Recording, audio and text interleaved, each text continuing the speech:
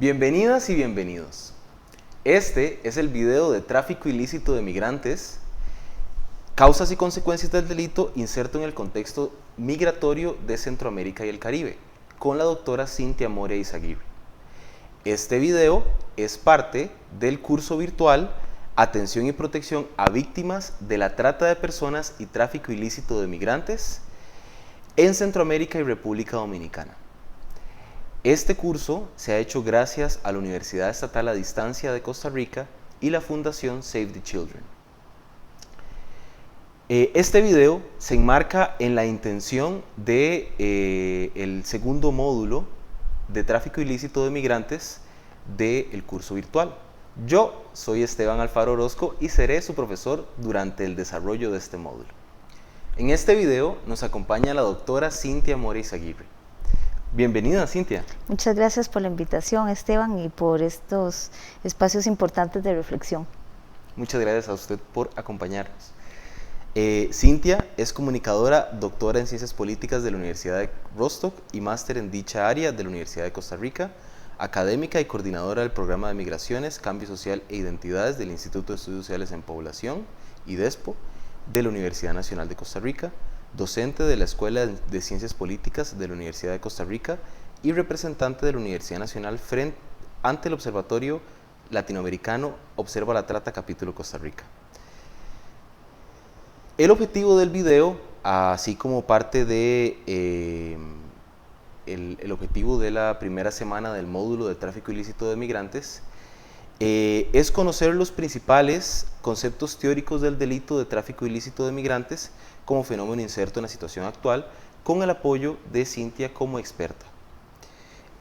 Para ello nos haremos preguntas en 5 principales temas sobre el delito.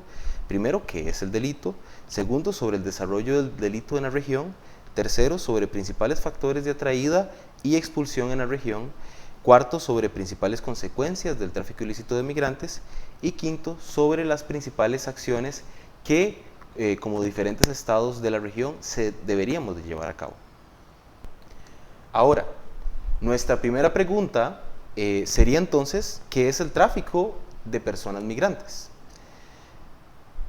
Por lo tanto, si observamos el delito según el protocolo contra el tráfico ilícito de migrantes por tierra, mar y aire, que complementa a la Convención de las Naciones Unidas contra la Delincuencia Organizada Transnacional en los artículos 3 y 6, vemos entonces que el delito se define con base en 2 causales o acciones y un solo o un mismo motivo y objeto.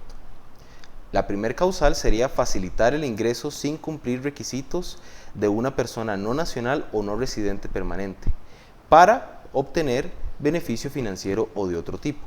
Y la segunda causal sería habilitar permanencia sin cumplir requisitos de una persona no nacional o no residente permanente para obtener beneficio financiero o de otro tipo. Cynthia, con base en este concepto, ¿cómo podríamos profundizar?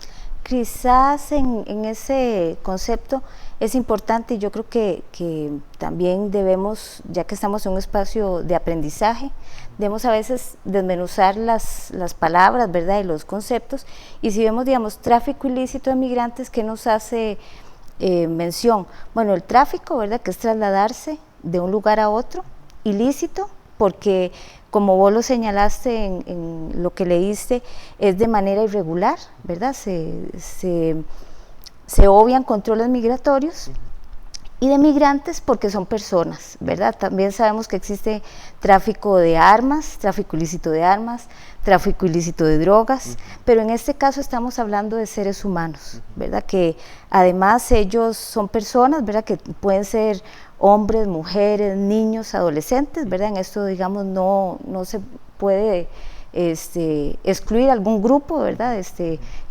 étnico ni de etario de ninguna manera, ¿verdad? Y es, digamos, es usar el tráfico, ¿verdad?, el movimiento de un lugar al otro por medio de una relación comercial, ¿verdad? La persona, digamos, busca este servicio y paga por este servicio, pero con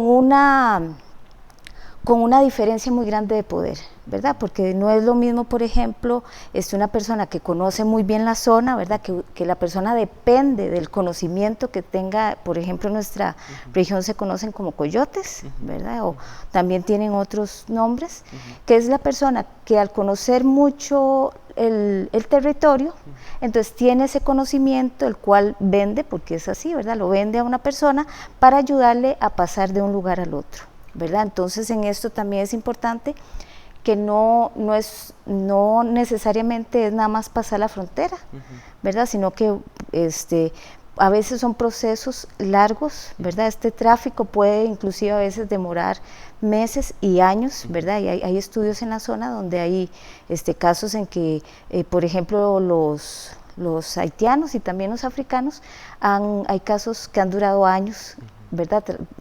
Utilizando estas redes de tráfico para llegar hasta Estados Unidos. Sí, definitivamente veo la importancia de hacer salvedades y comprender a mayor profundidad el delito como tal. Precisamente veo también importante que hagamos una salvedad, y esa salvedad es que es importante abogar por la no criminalización del migrante traficado, más allá de haber dado su consentimiento y haber buscado los servicios del traficante. Cintia, ¿podrías darnos tal vez por qué es importante hacer esa salvedad a la hora de abordar el concepto? Sí, es muy importante hacer esa salvedad porque a veces en términos de controles y también de penalización y demás, y ¿verdad? Sabemos que digamos nuestra región a veces es muy diferente la manera en que se gestionan los procesos migratorios e inclusive el rol que juegan los medios de comunicación, porque a veces se tiende a pensar que entonces los que son criminales son las personas que están siendo, por ejemplo, las que están dentro del camión, ¿verdad? Que son personas que usaron un camión para pasar de una frontera a la otra, o que usaron una lancha para pasar de una frontera a la otra, y realmente esas personas no son el criminal. El criminal es la persona que recibió el dinero, ¿verdad? Que gestionó y que inclusive tiene una estructura para que estas personas que son hombres, mujeres, niños o adolescentes lleguen al destino que están buscando, ¿verdad? Entonces realmente quien está lucrando con ese tráfico, ¿verdad? Con ese movimiento migratorio es el traficante, ¿verdad? Por eso es importante hacer la salvedad que en este caso, específicamente cuando hablamos de tráfico, es importante hacer esa salvedad, esa diferencia. Una cosa es el traficante y otra cosa es la persona que está haciendo uso de esa red de tráfico. Esto nos lleva a nuestra segunda pregunta, que es ¿qué principales aspectos debemos de tomar en cuenta en términos del desarrollo del delito en la región de Centroamérica y el Caribe? Para ello es importante que primero revisemos algunos datos. Estos datos son: en el 2016, según la UNODC, en su reporte global sobre tráfico de migrantes en el 2018, al menos 2.5 millones de migrantes fueron objeto de tráfico, que significaron ganancias estimadas entre 5.5 y 7 billones de dólares para las personas traficantes. En el 2017 se reportaron 6.163 muertes de migrantes traficados en todo el mundo, de los cuales la mayoría, alrededor del 58%, fueron producto de ahogamiento por rutas marítimas. Y en el caso de la ruta que nos compete, que sería de Centroamérica a Norteamérica, es la que más casos de tráfico ilícito de migrantes registra, en comparación con las rutas de Europa, África y Asia. Se estima en nuestra ruta que entre 735.000 y 820.000 migrantes fueron traficados en el 2016, con ganancias para los traficantes de entre 3.7 y 4.2 billones de dólares. Cintia, ¿nos podrías ayudar a profundizar sobre datos como este o sobre en sí por qué se deberá también el desarrollo del delito en la región? Bueno, uno de los aspectos que debemos de tomar en cuenta, porque realmente cuando hablamos de este tema es muy complejo, pero al hablar de algo ilícito estamos hablando también de, y como vos lo mencionaste, el tema es que se mueven muchos millones de dólares, ¿verdad? Entonces, ¿qué nos remite esto? Bueno, que es relativamente fácil cambiar de metodologías, ¿verdad? Entonces, por ejemplo, las redes de tráfico utilizan ciertas metodologías, luego se dan cuenta que las autoridades ¿verdad? Detectaron esa metodología, entonces cambian. Esto es importante que lo tomemos en cuenta porque efectivamente la región centroamericana es una región donde hay alto tráfico ilícito. Para nadie es un secreto, ¿verdad?, que nuestras fronteras son fronteras muy porosas, ¿verdad?, con selvas, con puntos ciegos y en general también con limitaciones económicas, porque realmente hacer lo que podríamos decir, ¿verdad?, un cuidado muy meticuloso de las fronteras centroamericanas especialmente es imposible, ¿verdad? Otra, digamos, de los factores que juega un rol muy importante es, digamos, las altas necesidades que tenemos los centroamericanos en general, que podemos luego profundizar un poquito más, claro, sobre, digamos, la necesidad que tiene cualquier ser humano de tener seguridad en su vida, ¿verdad? Y temas de seguridad me refiero a seguridad alimentaria, seguridad, digamos, física, mental, laboral, ¿verdad? Tener, digamos, esa posibilidad de proyectarse en un espacio geográfico. Y desgraciadamente nuestra región en los últimos años inclusive ha tenido índices de violencia más altos que en la crisis de los 80, ¿verdad? Lo que ha provocado que, por ejemplo, los datos que vos mencionés, ¿verdad?, simplemente reflejan las debilidades que tienen nuestros estados a la hora de gestionar el tema migratorio y de gestionar, digamos, el bienestar que un ciudadano debe tener en su país.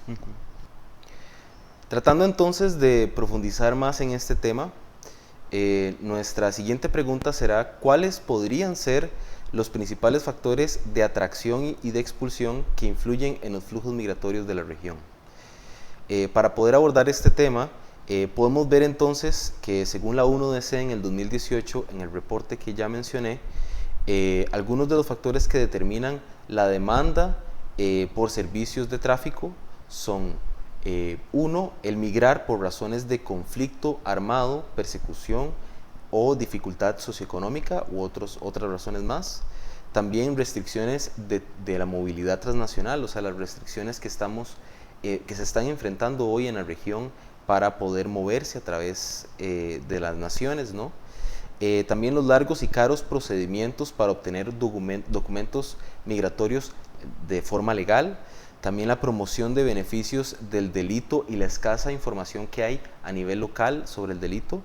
Y también localmente el reclutamiento activo y la presión social que puede haber por parte de familiares o personas cercanas a tomar la opción migratoria como un plan de vida.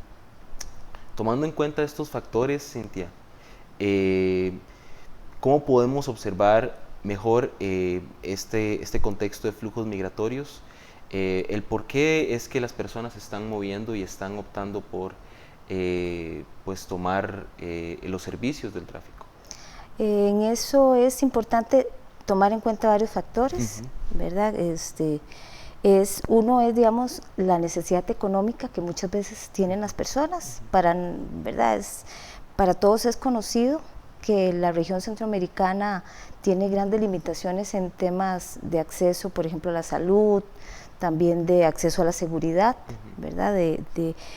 También de acceso a un trabajo decente, ¿verdad? Entonces, digamos, la necesidad, al tener la persona esa falencia, ve como la migración como una opción. Y, ¿verdad?, esto, digámoslo uno a lo que vos mencionabas, de que muchas veces los documentos de viaje son caros, ¿verdad?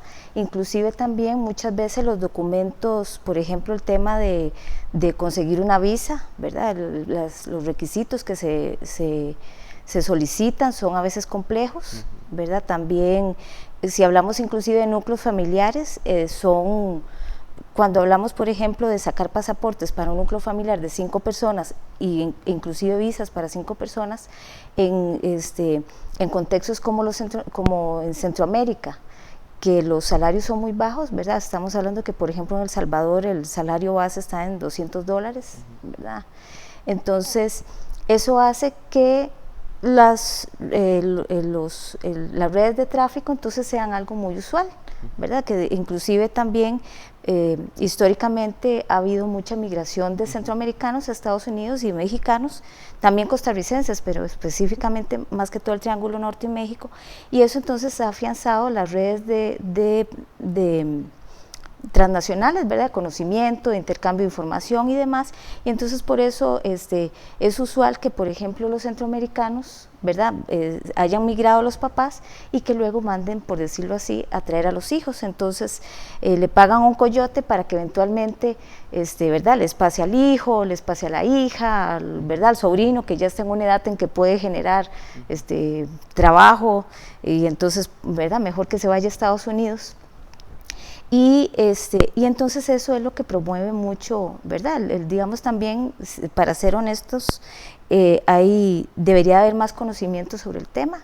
Por ejemplo, que las personas no dependan de lo que le dice el vecino, ¿verdad? Sino, digamos, también informarse por los medios idóneos sobre cuáles son los requisitos que necesito para pedir, digamos, una visa o para pasar por medios regulares, ¿verdad? A veces realmente sale inclusive a veces más caro migrar de manera irregular que de manera regular. En ese sentido, Cintia, definitivamente vos aquí citas el aspecto histórico, y lo que siento que vale la pena aquí profundizar, si podrías comentar un poco más, es tal vez cómo han cambiado históricamente para los países de la región, principalmente los modelos de producción, y en ese sentido, cómo tal vez el plan migratorio se convierte hoy en día casi que la salida de ahí más popular, ¿no? Desde un punto de vista socioeconómico. Sí, históricamente nuestros países han sido, bueno, fueron de verdad economías, digamos, de agrícolas, ¿verdad? Y inclusive, digamos, era usual que si se da una migración fuera, digamos, del campo a la ciudad, ¿verdad? Entonces la persona migraba del campo a la ciudad. Eso, digamos, en general es una caracterización que tuvimos todos en la región, ¿verdad? O sea, todos los países teníamos ese modelo de producción agrícola, ¿verdad? Ya en los 80s, 90s, ¿verdad? Se empieza, digamos, a dar un cambio de modelo en unos países más exitoso que en otros, ¿verdad? También, digamos, permeado por los conflictos. Por ejemplo, ¿verdad? El Salvador, Guatemala, Nicaragua, con conflictos muy grandes políticos que obviamente permean la esfera económica en el sentido de producir fuentes de empleo. Y entonces es cuando, digamos, empezamos a ver, inclusive en los 90s, más migración que en los 80s, ¿verdad? O sea, entonces, ¿qué vemos? Que en los 80s se da una migración por cuestiones de presión política, ¿verdad? De inseguridad, digamos, de que yo quizás tenía un pensamiento diferente al del sistema que dominaba el país. Pero en los 90s se da más migración, y ya es migración, digamos, por cuestiones económicas. ¿Por qué? Por la falta de empleo, digamos, que se da en general en la región, y entonces es cuando vemos que, por ejemplo, en el caso costarricense, más bien se triplican las migraciones que llegaron, por ejemplo, en los 80s, ¿verdad? Y también los modelos económicos realmente han cambiado, y no podemos subestimar para nada el tema que nosotros estamos que somos economías pequeñas, dependientes, débiles, y que además estamos inmersos en un mundo globalizado, capitalizado, donde cada vez la mano de obra, desgraciadamente cada vez la mano de obra barata se vuelve más competitiva, y por eso es que es muy difícil competir, si lo vemos así, con un salario en Estados Unidos, por más mitos que haya, con un salario, por ejemplo, que pueda haber en una zona rural en nuestros países de Centroamérica. Nuestra cuarta pregunta, ahora teniendo más en claro el contexto social e histórico en el que nos enmarcamos para poder dirigirnos a este complejo delito, sería entonces, ¿qué relación mantienen estos factores que ya Cintia nos ha ayudado a profundizar con el desarrollo del delito, que es un delito también condicionado por una intención de enriquecimiento? Para ello, precisamente, podemos ver entonces que la 1DC hace o puntúa cuáles son los principales servicios que las personas traficantes brindan a las personas que están demandando esos servicios de tráfico. Los principales servicios que la 1DC puntúa son transporte, guía y escolta durante el cruce irregular, vivienda durante la ruta, planeamiento y contactos de la ruta, facilitar información o lazos de corrupción, y facilitar documentos de viaje, ya sea falsos, falsificados u obtenidos ilegalmente. Cintia, con base tal vez en estos servicios que puntúa la UNODC y también observando esta relación que ya mencionabas entre la realidad social histórica de nuestra región y de los países en nuestra región, con cómo el delito ha venido a solventar necesidades sociales, no de la mejor manera, ¿qué podríamos decir sobre el desarrollo precisamente entonces del delito en la región hoy en día? Bueno, podríamos, digamos, decir que tristemente, porque es la realidad, se ha llegado a consolidar, ¿verdad? Ha sido, digamos, cada vez mueve más millones, ¿verdad? Tanto de dólares, inclusive de euros, ¿verdad? O sea, ahí estamos hablando que ahí se consolida, digamos, como una fuente de empleo, ¿verdad? Inclusive, digamos, en zonas rurales es usual que las personas utilicen sus autos privados para trasladar personas. También es evidente, ¿verdad? Por dicha se ha tratado de disminuir, ¿verdad? Pero es evidente, digamos, también la corrupción que se da para permitir que las personas pasen, ¿verdad? Y un ejemplo de eso lo podemos ver todos los días en las noticias, cuando vemos que atraparon un grupo de migrantes que estaban en México y digamos eran personas de Honduras o El Salvador. Eso quiere decir que pasaron, ¿verdad? Y de manera indocumentada e irregular por otros, ¿verdad? Por puestos fronterizos y demás. Y también, como lo decía en un principio, al ser ilícito, permite también que se mueva mucho dinero, se vuelve atractivo y también se permite cambiar de metodologías, ¿verdad? Entonces, cuando eventualmente, digamos, vemos que ya no se utiliza mucho la bestia para llegar a Estados Unidos, sino que se utilizan otras rutas. Y incluso rutas marítimas. Incluso, ¿verdad? Sí. Incluso, digamos, hay casos de personas que han cruzado, digamos, desde las costas costarricenses hacia territorio nicaragüense, ¿verdad? Y han muerto, ¿verdad? Entonces, realmente cuando vemos y pensamos y vemos las historias en el Mediterráneo, personas que mueren ahogadas, o sea, eso no es tan excepcional a nuestro país, a nuestra región. Efectivamente, sí, digamos, el tráfico que se da en la región es más que todo terrestre, pero también evidentemente, digamos, hay por vías aéreas ¿verdad? Y realmente por todas las vías posibles, porque al estar hablando de tanto dinero, realmente el espectro de posibilidades se vuelve muy amplio, ¿verdad? Nuestra quinta pregunta, ya teniendo todavía más en claro cómo enmarcamos el delito en la región, entonces sería ahora enmarcándolo a quiénes son de una forma más encarnada afectados y afectadas por el desarrollo de este delito.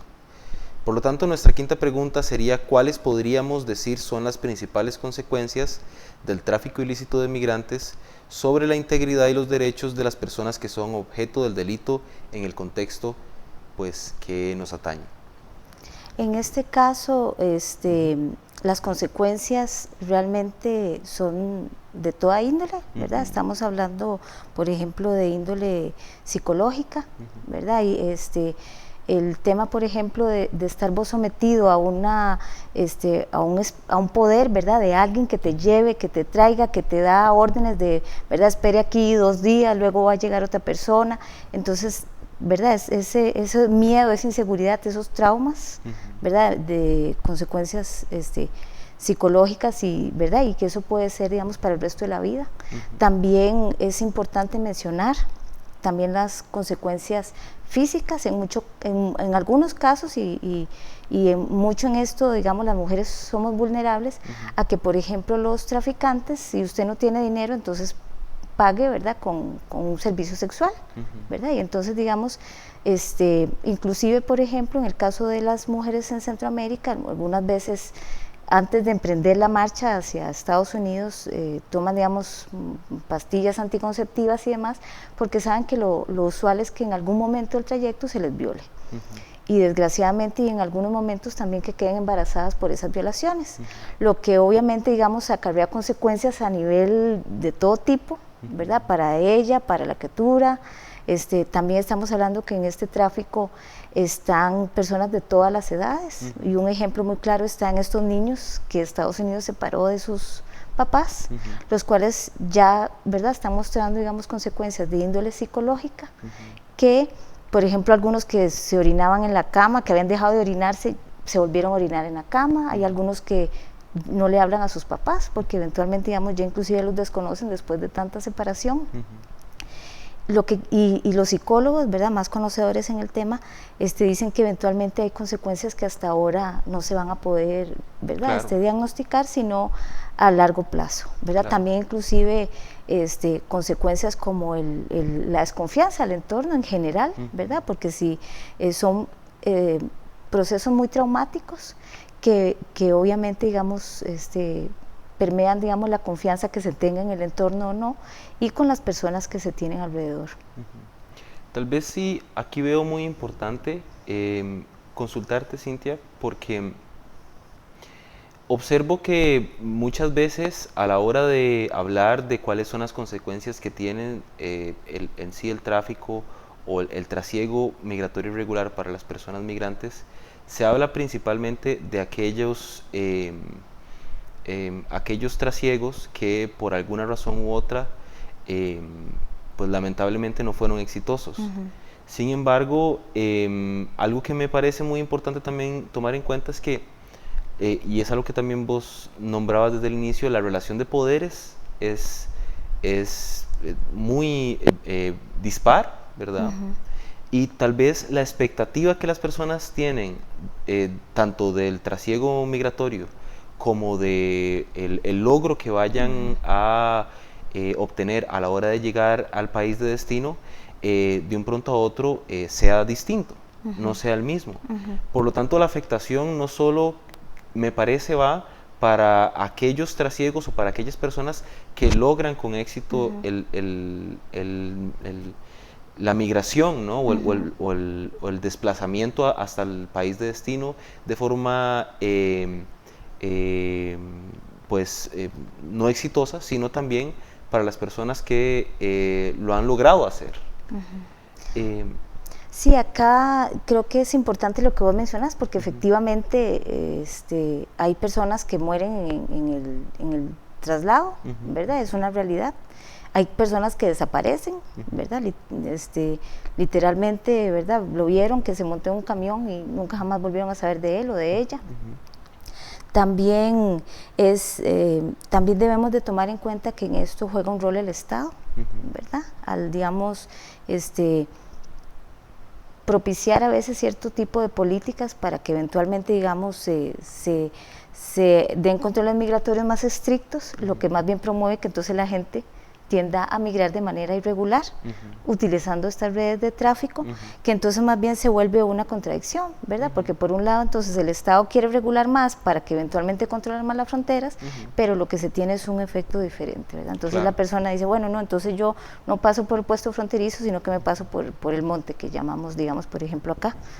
Y eso obviamente, digamos, también tiene sus consecuencias en los núcleos familiares, Claro. ¿verdad? Y en la sociedad en general, porque también es importante que entendamos que estos movimientos migratorios y este uso de redes no le atañen ¿verdad?, a seres, digamos, que son muy lejanos a nosotros, sino que realmente son nuestros hermanos centroamericanos, son los mismos costarricenses, y son seres humanos que también, igual que nosotros, tienen familia, tienen, ¿verdad?, vínculos, tienen historias, y que eventualmente, ¿verdad?, también, como vos lo decías, el tema del sueño americano desgraciadamente sigue jugando un rol muy grande, y por eso es que vemos que en el tráfico de personas en Centroamérica, vemos inclusive a esas personas de Bangladesh, personas de países africanos, de Etiopía, Somalia, ¿verdad?, que entonces llegan a Brasil y de ahí empiezan a emprender la búsqueda del sueño americano, ¿verdad?, que realmente muchas veces no es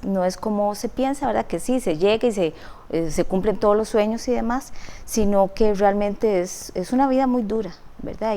Pero desgraciadamente a veces es la única opción que tienen estas personas. Finalmente, entonces, creo importante que hagamos una pregunta más activa que nos lleve a generar rutas de acción. Por lo tanto, nuestra última pregunta para este video es: ¿cuáles entonces, Cintia, podemos considerar son las principales acciones que debemos tomar a nivel de contexto regional para poder hacer un frente a este delito? Ok, en ese sentido es importante unificar protocolos. Realmente uno de los retos que se ha tenido en la región es el tema de unificar protocolos. ¿Por qué? Porque digamos, en la manera que los protocolos estén unificados, podemos generar indicadores, y esos indicadores ayudan para la toma de decisión del Estado, ¿verdad? Y de implementar políticas.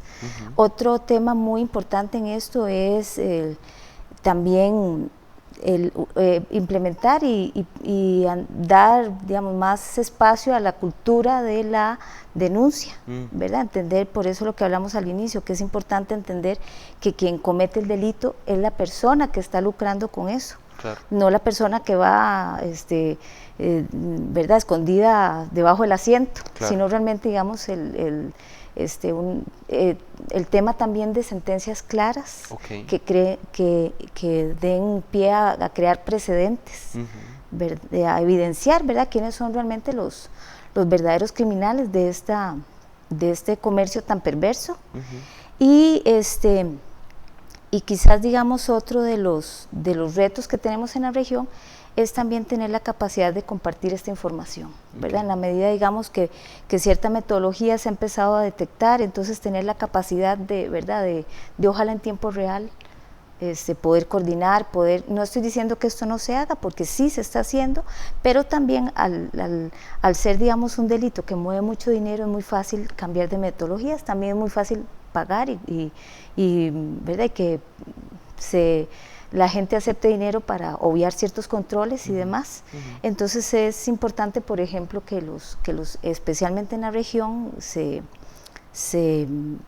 unifiquen protocolos, también se comparta información, y bueno, y lo primordial también, Esteban, es que se creen las oportunidades en la región para tener un buen acceso a la salud, un buen acceso al trabajo, a la seguridad, a que, digamos, la migración no sea una obligación, sino claro, que sea una opción, ¿verdad? Claro. Porque realmente nadie, o sea, a menos, digamos, que sea turista y uno dice, ay, sí, qué bonito ir a pasear, pero realmente nadie, en general, disfruta el hecho, digamos, de dejar a sus hijos, a sus padres, por ir a buscar un trabajo en un espacio incierto, ¿verdad?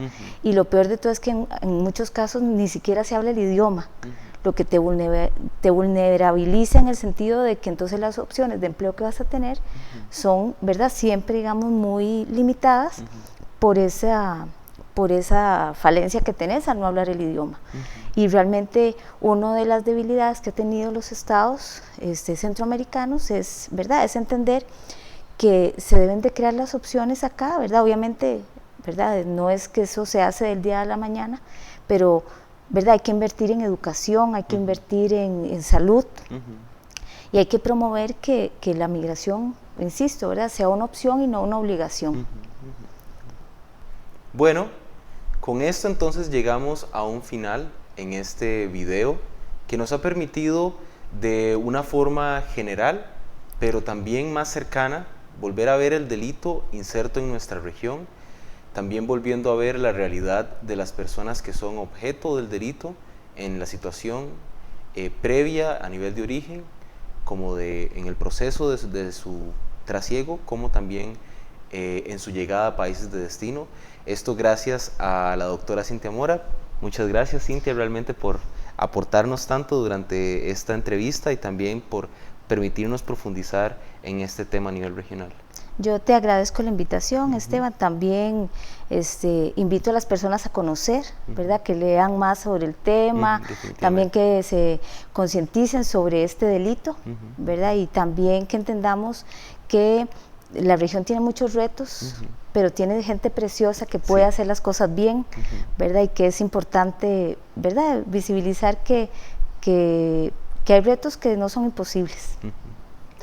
Bueno, con este aire esperanzador, entonces quisiera agradecerles a ustedes por toda la atención que nos han dado, por también su deseo de precisamente aprender sobre este complejo tema. También quisiera agradecer a la Universidad Estatal a Distancia, en especial al programa de videoconferencias de la universidad y a la Fundación Save the Children por hacer posible tanto este curso como este video. Y les deseo de todo corazón que tengan una experiencia realmente enriquecedora en lo que queda de este curso, tanto sobre este tema, el tema pasado que han tenido que abordar y en la realización de sus proyectos. Muchísimas gracias.